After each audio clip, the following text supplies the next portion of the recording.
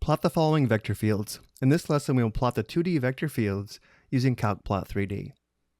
This is always the default graph in CalcPlot3D. We need to turn this off or delete this. We can turn this off by clicking on the check mark on the left or the X on the right. I will click on the X on the right. Next, from the Add to Graph drop-down menu, select Vector Field. This is how we graph 2D and 3D vector fields. M, N, and P are the X, Y, and Z components of the vector field.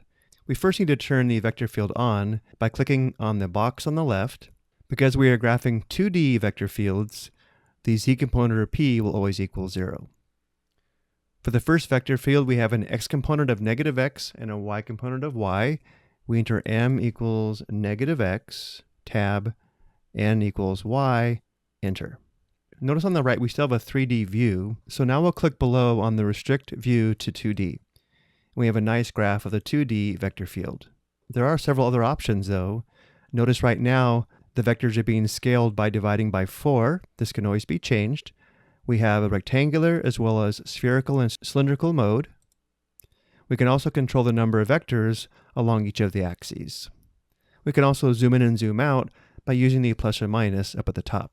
If we zoom out, notice nothing changes, and that's because of the scaling and because we have the same number of vectors along the X and Y axes.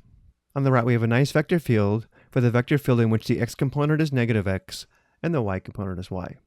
For the next vector field, the X component is negative Y and the Y component is X. We enter M equals negative Y, tab, N equals X, and enter. And the vector field appears at the right. For the third vector field, the X component is X and the Y component is negative Y. We enter M equals X, tab, N equals negative Y, enter. And again, we have the vector field on the right.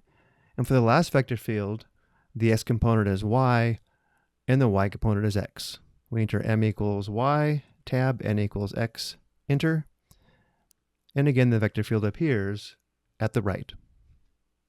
And if you don't like the color blue, you can click on this blue bar on the left and select any of the colors you wish.